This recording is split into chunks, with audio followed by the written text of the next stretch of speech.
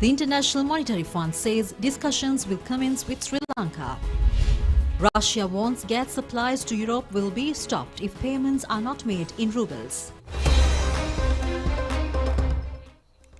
President's media division says that a group of organized extremists among the protesters near Nugegode Jubilee Post created a violent situation by behaving violently. This has been stated in a media statement issued by the President's media division explaining the incident.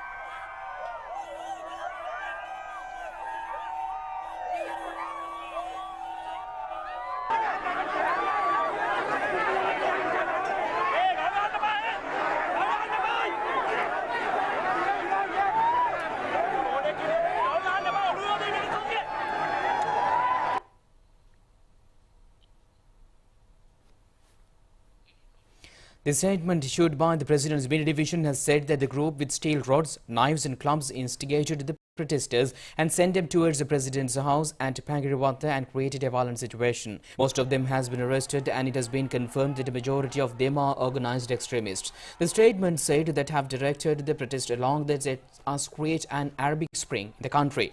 The President's media division said that the group under custody has revealed the violent situation has been created with the aim of creating anarchy in the country by instigating people using social media anonymously in a planned manner.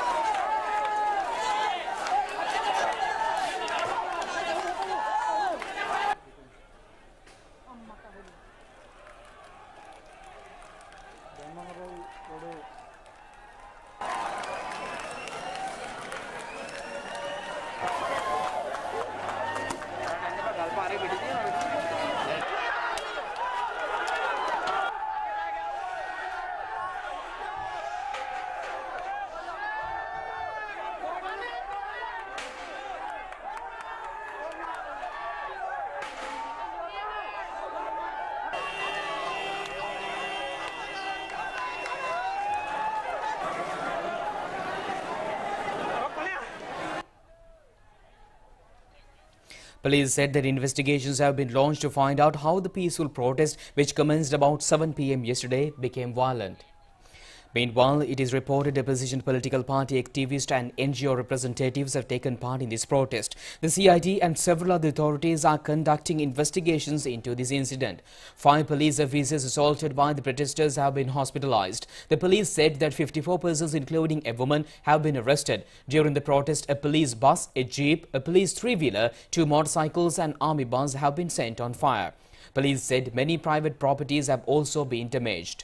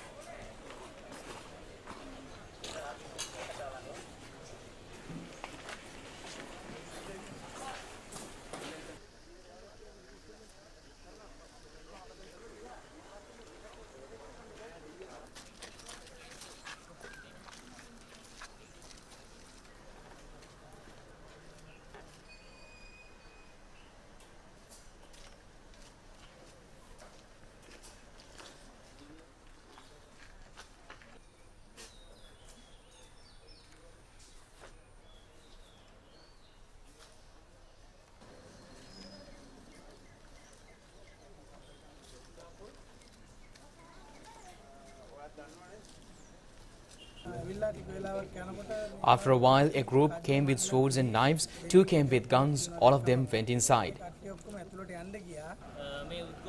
Parliamentarian of Samaki Janabalavege came for the protest. Some of them were asked where are their buses. They say that they do not know and they come from Maligawatha and Dematigoda. I collected some leaflets brought by them. All this was done by a group behind it.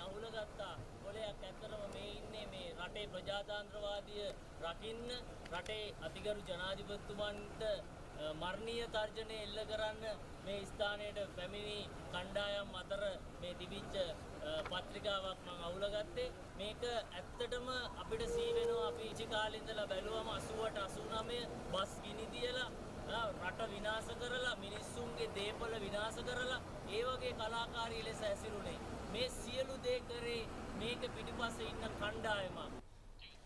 Prime Minister Mahinda Rajapaksa inspected the area today. And meanwhile, the Mahasangha and the public representatives expressed their views about the protest held near the President's house at Mirihana by a group of extremists. Minister Sarath Weerasekara said that the people have a right to conduct protest. Democratic countries will not allow to conduct protest by burning vehicles and breaking walls. This is an action done by some extremists. The President, after assuming office, did not allow to use even one-button charge of water spray despite many protests. Police cannot look the other way when such things are happening. Protests can be conducted, but acts of sabotage will not be allowed. වතුර ප්‍රහාරයක් කළා කළාද? ඒ කඳුළු gas ප්‍රහාරයක් කළා කළා නැහැ. නමුත් මේ වගේ දෙයක් බැලනකොට ඔයගලන් තේරෙනවා මොනතරම් විනාශයක් කරලා තියෙනවද කියලා. ඉතින් එහෙම පොලිසියකට නිවටවල ලෙස බලාගෙන පුළුවන්ද බෑ. ඉතින් ඉදිරියටත් අපි එහෙම කරන්නේ නැහැ. ඉතින් ඒක නිසා ඉදිරියට උද්ඝෝෂණ තියන්න පුළුවන්, රැලි තියන්න පුළුවන්. නමුත් මේ වගේ කඩාකප්පල්කාරී ක්‍රියා කරනවා නම් අපි දැඩිව ක්‍රියා කරනවා නේ. මේ අන්තවාදීන් Venerable Muruthettu Anandathera said that the people have to unite and work together to make the country self-sufficient again, which has become destroyed by the extremists. It is the discussion can be caused by the President today, it can be caused to the Prime Minister tomorrow and for a minister a day after tomorrow. He requested to give an opportunity to the President to strengthen the country once again.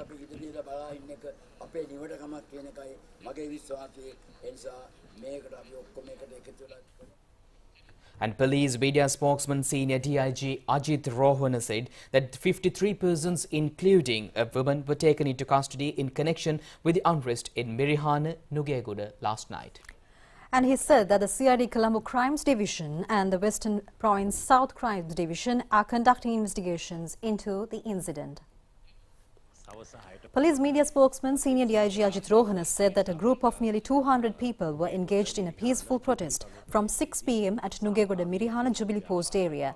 By 9 p.m. they came forward and held the protest near Pankirivatta Road. There was no resistance. By 10:30 p.m. the situation changed. The road was blocked. Damages were caused to properties. Police had to use force under the circumstances. A certain violent presence changed the peaceful protest into an illegal meeting. 3 police buses were damaged. An army bus has been burnt. A police three-wheeler and 2 motorcycles have been set on fire. A jeep of the Mirihana police station has been damaged. 2 buses of the STF and a police water cannon have been damaged. Private properties have also been damaged. Nearly 30 million rupees of damages have been caused. 24 police officers have been injured, including an assistant superintendent of police. Certain media has said that the police are trying to take action under the Prevention of Terrorism Act in connection with the persons arrested. However, the police have not acted on any such regulations. There is possibility of always for freedom of expression. The police have to take action if the damages are caused to common or private properties. And meanwhile, United National Party and Samagi Janabalavege expressed their views about the violent incident at the Mirihana area. Samagi Janabalavege parliamentarian Ranjit Madhuba Bandara said that the people request to give them the support. If the people are protesting against the pressure, Samagi Janabalavege is prepared to give strength to them. Where the people protest due to the presumption pressure, Samagi Janabalavege supports them.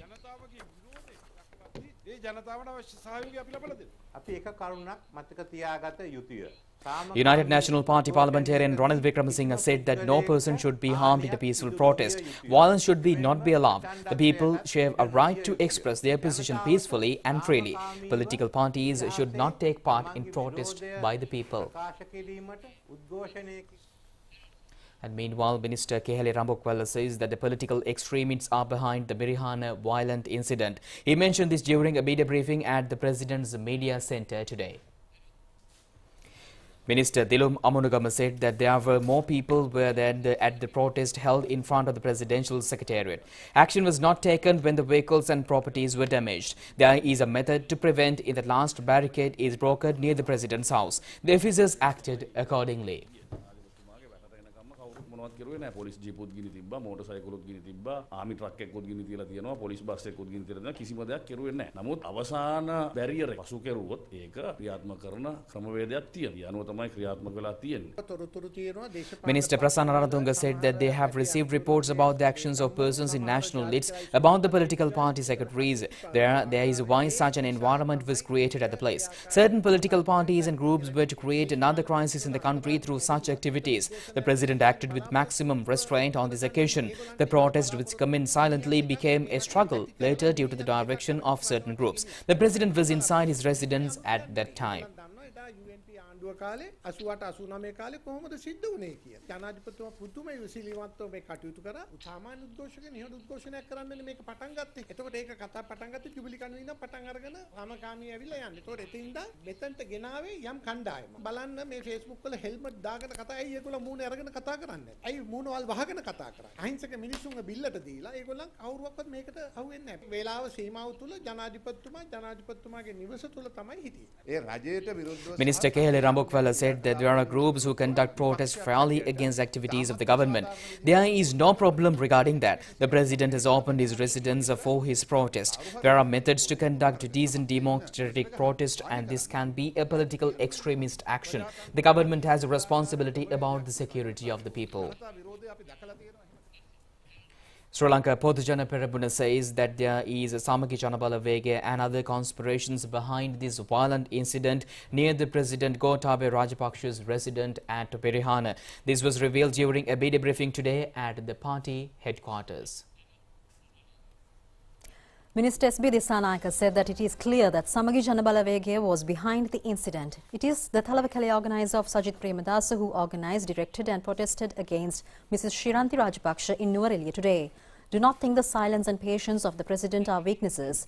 When the groups who came from outside yesterday were creating disturbances, people in the area came to watch it. They said that they expected to be attacked. President Gotabaya Rajapaksa did not think to chase them using tear gas or water. The President would have thought to disperse them when they were creating a major destruction. He requested the people not to get misled by this type of politics.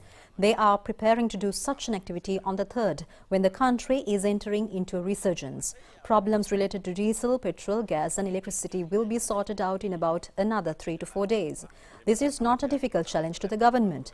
Do not get misled by those who organize rebellions, creating a terror in the country again to destroy the nation. International Monetary Fund says that discussions with the government will be held on a parliamentary program of supporting Sri Lanka. IMF media spokesman Gary Rice says that the discussions will commence soon. The Sri Lankan authorities have expressed interest in an IMF-supported financial program. The answer is yes. On the status of that discussion, we plan to initiate those program discussions with the Sri Lankan authorities, including during the finance minister's visit to Washington in April. So we plan to initiate those discussions pretty much in the coming days, and that will include during the expected visit of the finance minister of Sri Lanka to Washington for our spring meetings in April. It has been decided to hold the debate on IMF report in Parliament next Friday. Leader of the House, Minister Dinesh Gunawardena, said that the decision was taken during the Parliamentary Business Committee meeting today. He said the debate will take place from morning to 8 p.m. on that day.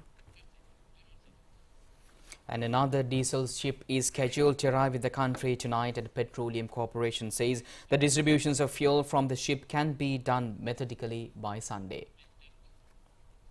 Chairman of the corporation, Sumit Vijayasinghe, said that distribution of oil will commence from tomorrow morning.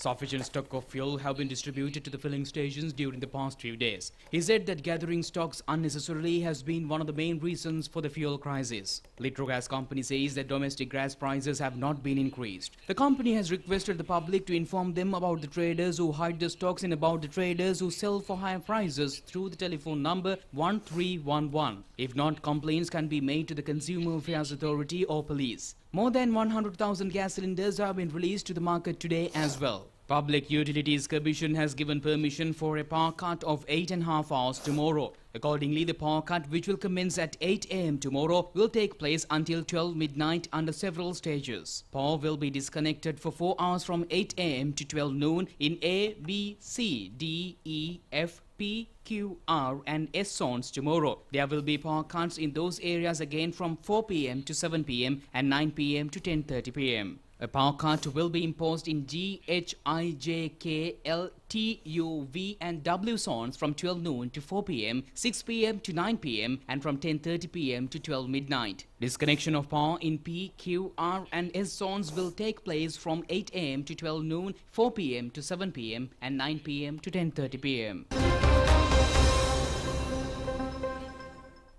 Sundara Nuwareliya Salalini Vasantaya 2022 commenced this morning under the patronage of Nuwareliya District Secretary Nandana Galabada. And the national television is the media sponsor of the Nuwareliya Salalini Vasantaya this time as well. Sundara Nuwareliya Salalini Vasantaya 2022. Nuwareliya Salalini Vasantaya commenced near Gregory Lake and school children's drill display added colour to it. It has been organised by the Nuwareliya Municipal Council. Mayor P.D. Chandralal Karunaratne announced the commencement of the festival. The national television is sponsoring the event for the 18th time. Many programs have been organised for the entertainment of local and foreign tourists. It includes horse racing, motorsports, aquatic sports and flower exhibitions. There are promotional programs of sponsors and the opportunities for family members to win prizes. The festival will end on the 25th of April.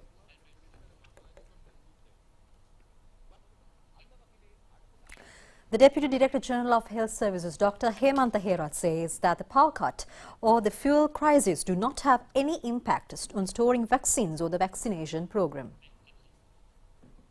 With regards to the maintaining of the potency of vaccines under the current circumstances, we have to emphasize the fact that maintaining the cold chain in vaccines is not a new process.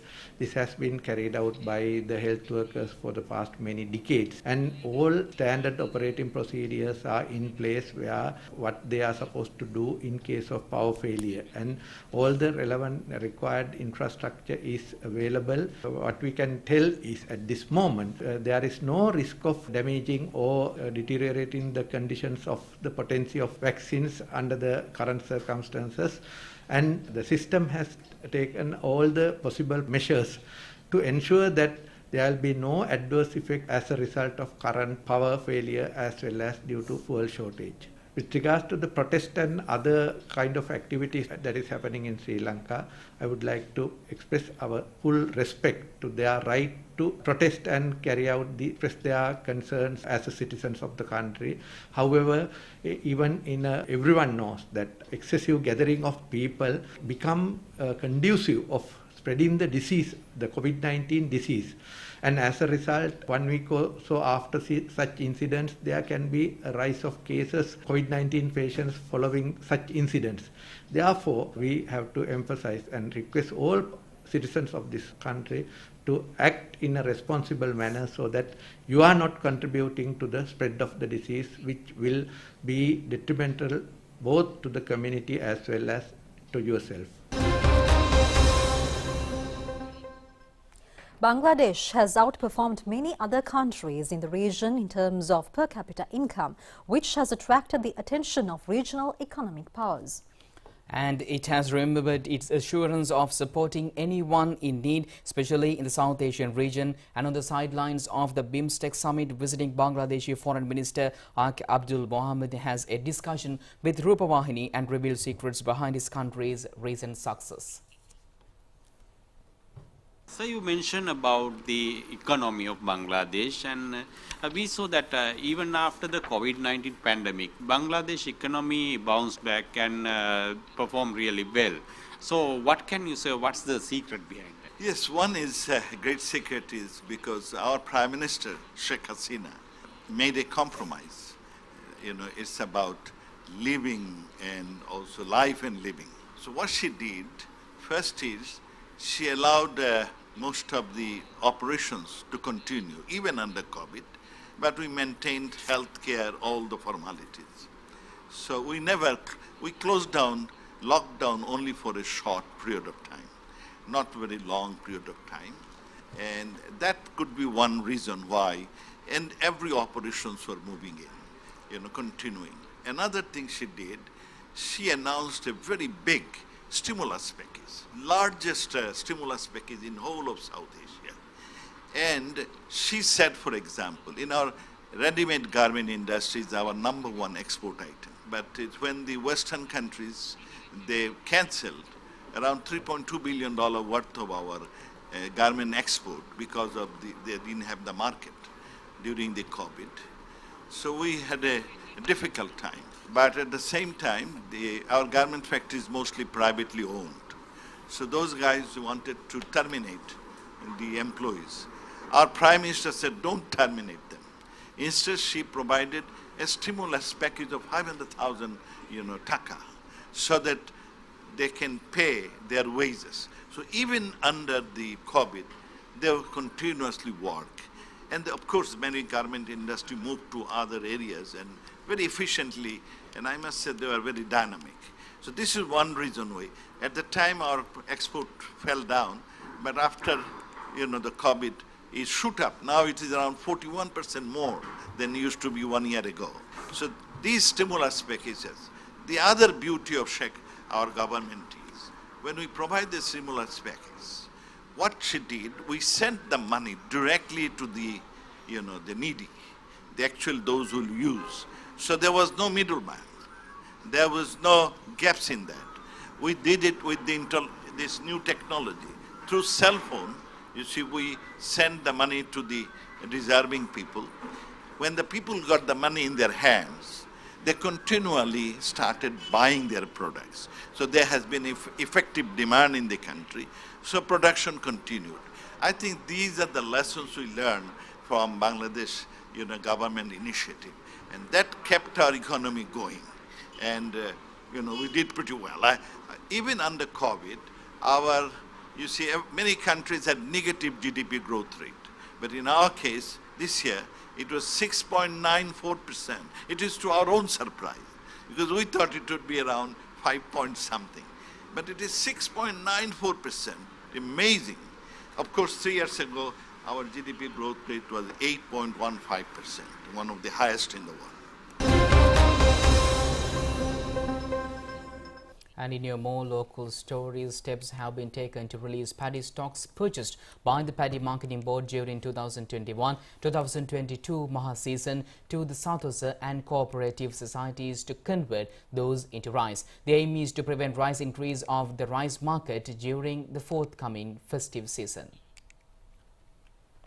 The program has been implemented on the instructions of the Agricultural Minister Mahindananda Alutgamage. 4,663 metric tons of paddy purchased from the Polonnaruwa district will be converted into rice and issued to the market. Polonnaruwa district manager of the Paddy Marketing Board, Nimal Ekanayaka, said that the steps have been taken to issue the paddy stocks to Sathosa, cooperative societies and the food cities. Vyavasaya 2022 Marketing and Educational Exhibition commenced today at the BMICH in Colombo. The Ransalu National Textile Exhibition will commence today as well, where the program has been organized with the aim of creating new entrepreneurship environment led by the youth in the country. One of the main aims of the program is to provide opportunities for the local youth entrepreneurs to introduce their products into the market. And the Ransalu National Textile Exhibition and Trade Festival commenced today at the Nuga 7 premises of the BMICH, and it has been organized by the Department of Textile Industries. The aim is to introduce products of local handloom textiles industrialists to the market. The exhibition will be held under the 3rd from the 10 a.m. to 10 p.m. It includes 40 trade stalls.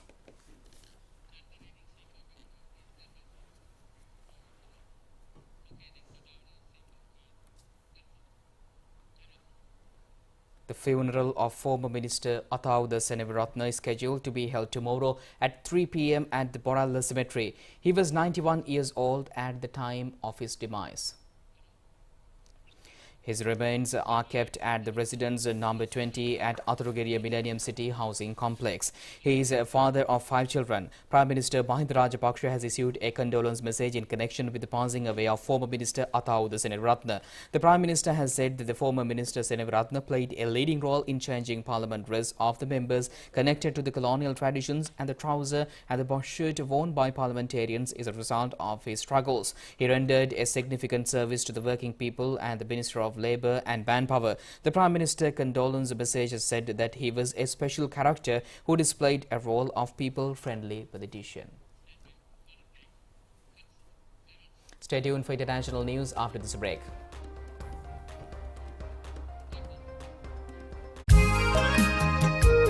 ආදරණීය දුවේ පුතේ, ඔයාලගේ අලුත් ගීත නිර්මාණවලට සින්දු කෝච්චියේ ඉඩ තියෙනවා. ඔයාලගේ ලස්සන ළමා ගීතය අපිට එවන්න. ඔයා ගැන විස්තරත් එක්කම අපේ විද්‍යුත් ලිපිනය සින්දු කෝච්චිය online@gmail.com. හා පැටියන් වගේ මුව පැටියන් වගේ.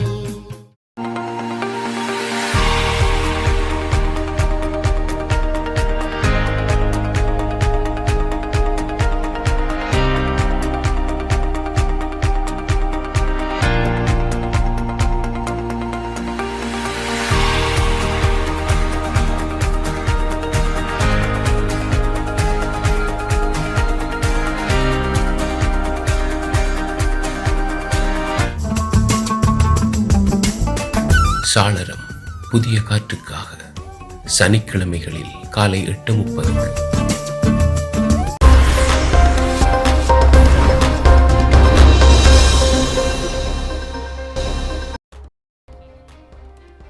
And we are back with foreign news.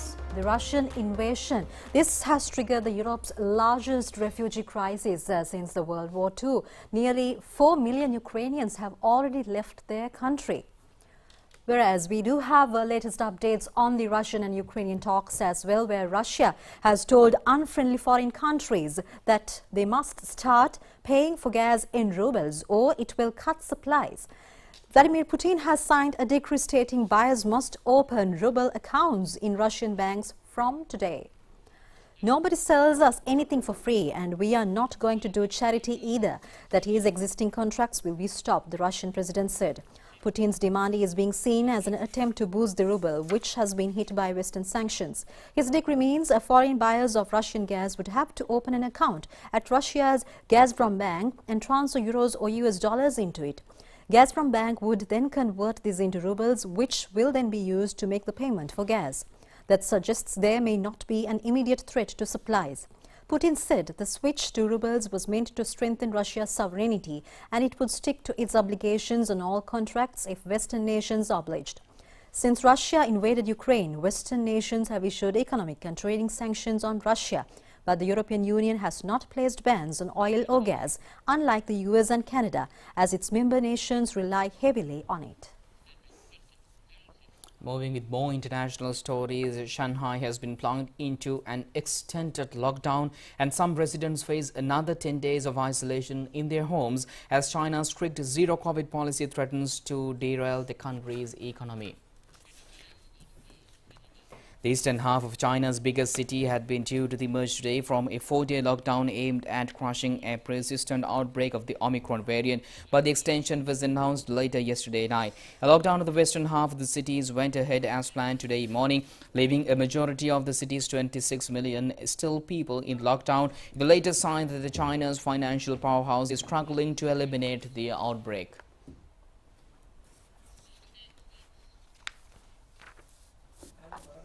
ඇති පුතුට රුව ඇති දුවට මෙන්න කදිම අවස්ථාවක්. මුතුහර ටැලන්ට්ස් විශ්වීය ළමා කුසලතා පෙළහර නර්තන අංශය මුතුහර සමාජිකාවන් වන ඔබට මේ සඳහා ඉල්ලුම් කළ හැක. පරපුරෙන් පරපුරට ඉනිමං තැනූ සංනිවේදන දක්ෂලාව ජාතික රූපවාහිනිය සමග අත්වැල් බැඳගමු. මුතුහර ටැලන්ට්ස්.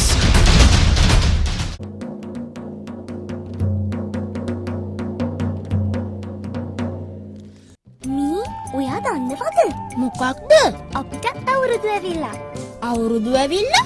ඔව් රූපවාහිනී පුංචි අපේ අවුරුදු සිරි. මේ ගමන කොහෙද පුංචි අවුරුදු තියෙන්නේ? තියෙන්නේ කැලණියේ ප්‍රාදේශීය සභා ක්‍රීඩාංගණේ.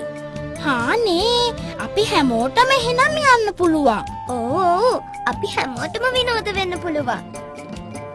සිරිලක පිරි අවුරුදු සිරි සමග රූපවාහිනී පුංචි අපේ අවුරුදු සිරි.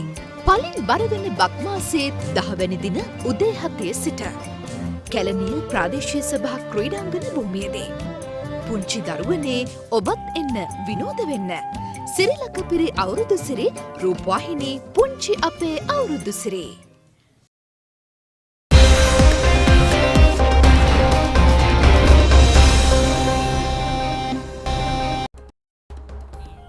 And on sports news today, we have the updates on the IPL happening currently. Whereas the match between the Chennai Super Kings and Lucknow Super Giants happened yesterday. Whereas the Lucknow Super Giants, they scored a magnificent victory against the Chennai Super Kings. Batting first, Chennai Super Kings scored 210 runs for 7 wickets in 20 overs. Robin Uthappa scored 50. Avesh Khan, Andrew Tai and Ravi Binshok took 2 wickets each. Lucknow Super Giants, who came to the ground chasing a target of 211, won the match by 6 wickets. Evan Lewis scored 55 in 23 balls. Quinton de Kock scored 61. Dwayne Pretorius took 2 wickets. Evan Lewis was judged as the man of the match. Futsal tournament organised by the Mercantile Services Football Association ended yesterday. It took place at Futsal Stadium in Dehivala. 17 teams took part in the tournament under the 4 categories for 10 days. The first round was held at the league system and the second round was held in knockout basis. The final match was played between Sampath Bank and Expo Lanka teams. Expo Lanka team won the match at 10 goals to 2.